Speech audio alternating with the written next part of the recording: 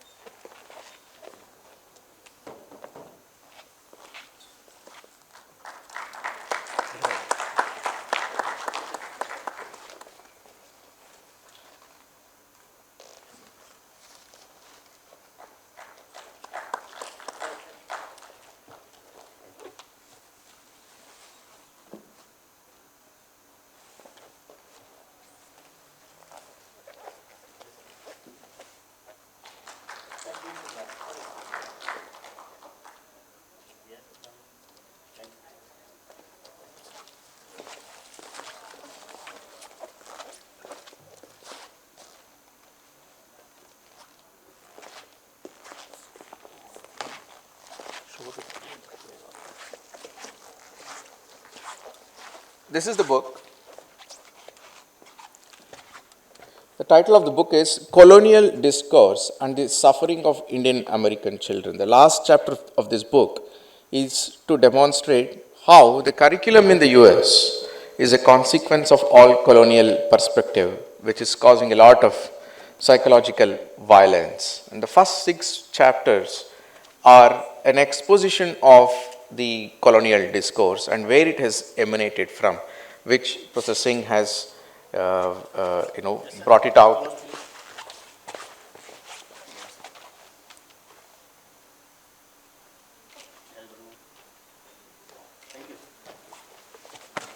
Wonderful.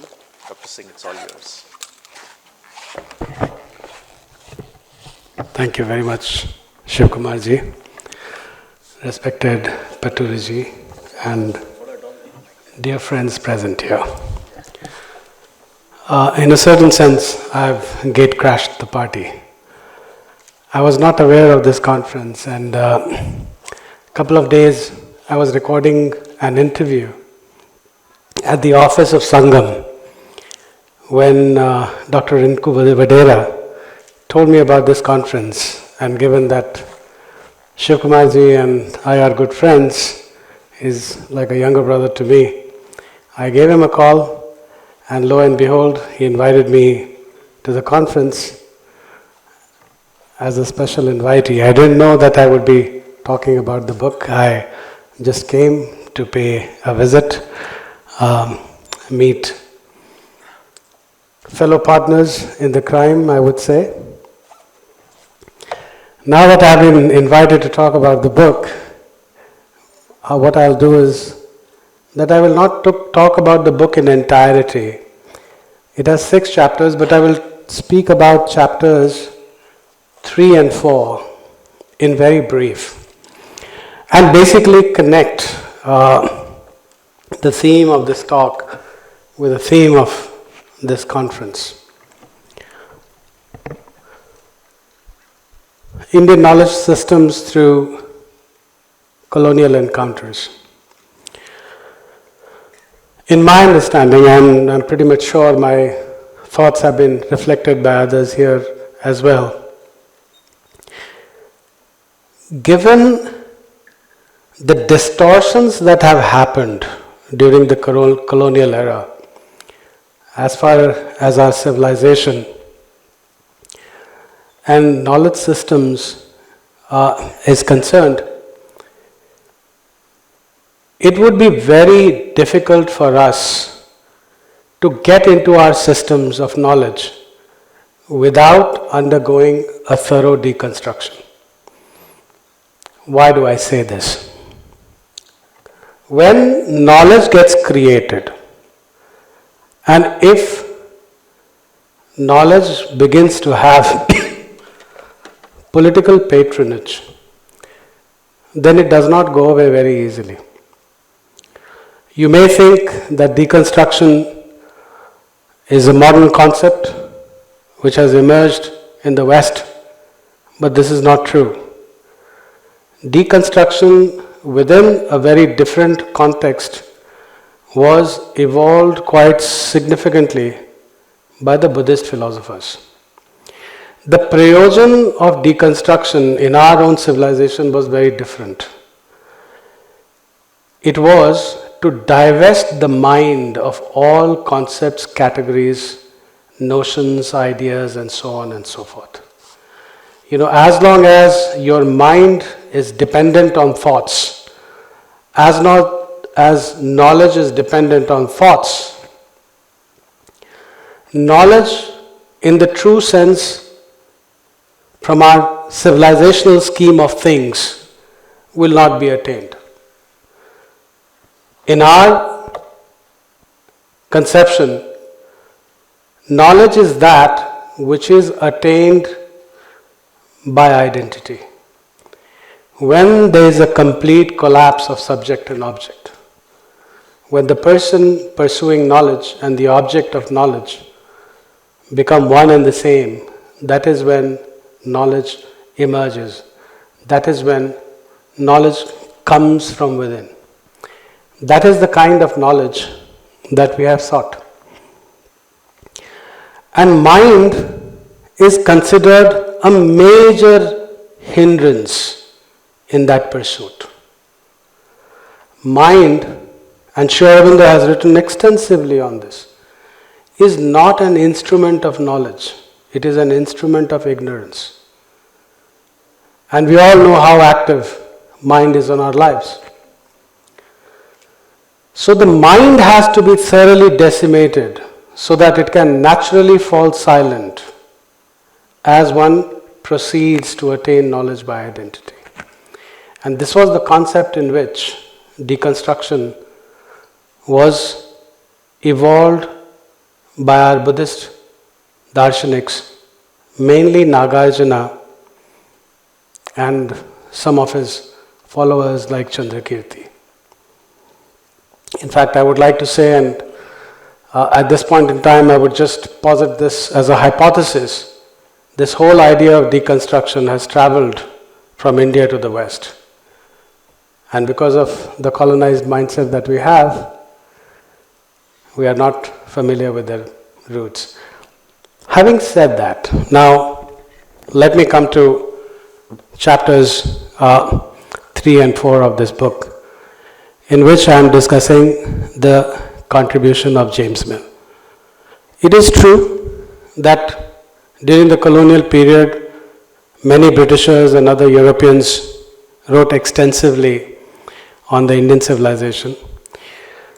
Some through what is known currently as the Orientalist lens, and others through what is also known as a Romantic lens. And these two lenses are fairly divergent, but I won't go into those details.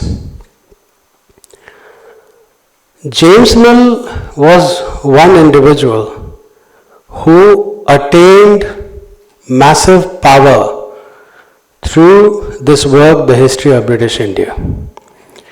The History of British India was published in 1817, and the kind of popularity that this book gave to James Mill, that the East India Company officials decided to hire James Mill.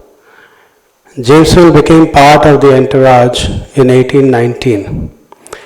And by the time it was 1823, James Mill was the second in command in the hierarchy of officials working at the headquarters of the East India Company in London, the India House. By the time it was 1830, James Mill was the chief at India House. In a certain sense, you can say that James Mill had become the CEO of the East India Company. Why do I say that he was the CEO of the East India Company? Above him, in the hierarchy, there was only a court of directors with a president who was the British parliamentarian. So, all these pieces of writing in the history of British India did not remain at the intellectual level. There were many ramifications that happened. Number one, because of the power that James Mill acquired, the work was institutionalized first in British academia and later in Indian academia, because the framework that he has used for writing Indian history became the template in which subsequent publications of Oxford University and Cambridge University came about. This book became a required reading for the officials who were going to serve in India. And this book is fairly obnoxious in the representation of the Indian people, the Hindu people. And there's one particular researcher by the name of Bruce Majlish who has made this contention that if this work would not have come about, in all probability 1857 would not have happened. The kind of intellectual training that the East India Company officials received through the reading of this book, through the reading of this material, made them extremely oppressive towards the Indian people. There are many other people who have remarked about, the obnoxiousness of this discourse. I won't go into the details. Maybe sometime in the future, I will get the opportunity of talking about this book in greater detail. I have actually researched this topic for about 3.5 years, so it's fairly extensive, and by the grace of the divine, there's a lot of material that I carry within myself as far as the contents are concerned. So, in short, what is the framework in which he has discussed ancient India or the Hindu people? The larger canopy is to designate the Hindu people, the ancient Indian people, as completely savage and barbaric. And what are the parameters through which he does this? He tells us that the Hindu people since antiquity have been hierarchical and oppressive. Their social organization has been hierarchical and oppressive. Their governance system since antiquity have been hierarchical and oppressive. Their taxation system has been oppressive. Their social laws have been hierarchical and oppressive, and so on and so forth. This is the larger framework. And in fact, James Mill and his son John Stuart Mill both recommended authoritarian rule for the Indian people. And this was one of the main reasons why, post the publication of this book, that the East India Company officials became extremely oppressive towards the Indian people. Now, the most interesting part is that this entire discourse is completely imaginary in nature. And this is the expose, as far as I am concerned. Shivkumarji, how much time do I have? 4 minutes? Okay.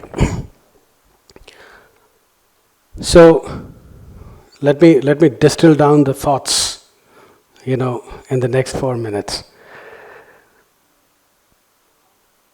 James Mill was an ambitious figure, and he was deeply involved in the utilitarian politics of the domestic British society.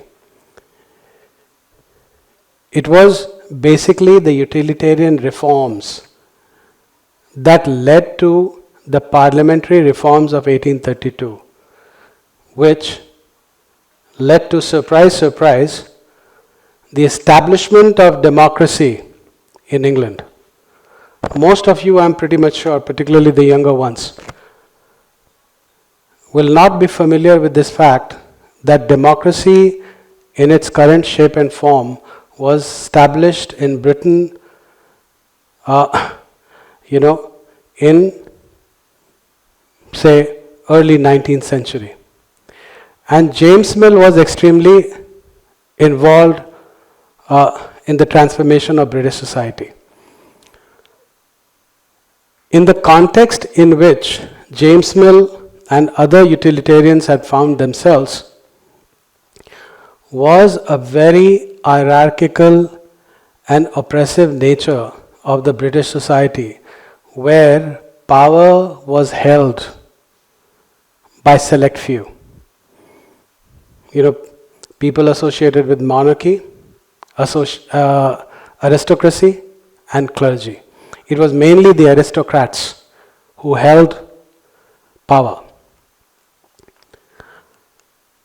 And when you put his British domestic writings against his India writings, you'll find a direct correspondence. And that is why I want you to go to the chapter 4 of this book and read things for yourself. This book is available open access. All that you need to do is go to Springer's website, type Colonial Discourse and the Suffering of Indian American Children, and you will be able to download the book for free in both the forms, PDF as well as e-publication. So when you will put the writings side by side, you will find a deep correspondence. And this is where, things become extremely tricky. I'll just give you one example. There are many examples that have been covered in that book. When James Mill is talking about the Hindu Brahmins, he's fundamentally talking about English clergy, against whom he had a massive gripe. There is an exact correspondence of representation. And because this representation has become part of the normative discourse, the Hindu Brahmins, as we speak, are blamed for the same things that James Mill spoke about. When James Mill is talking about the Kshatriyas, he is fundamentally talking about the aristocrats. And when he is talking about the Hindu form of governance, he is fundamentally talking about the form of governance that he was encountering in Britain, which was extremely hierarchical and oppressive.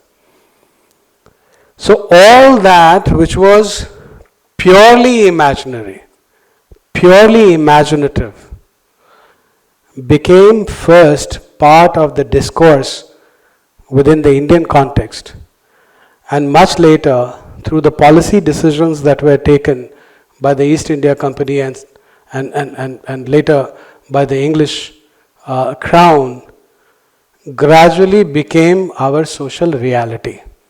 So our social reality was completely transformed, almost completely transformed through this discourse which was completely imaginary in nature.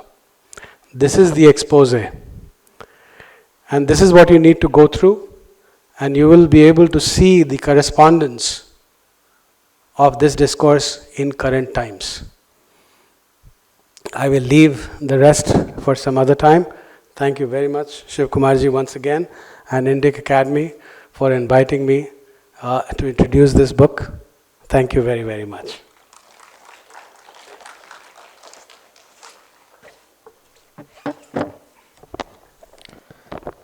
Thank you very much, Professor Kundan ji. I urge all of you to take a look at that book. A PDF downloadable version is available from the Springer website.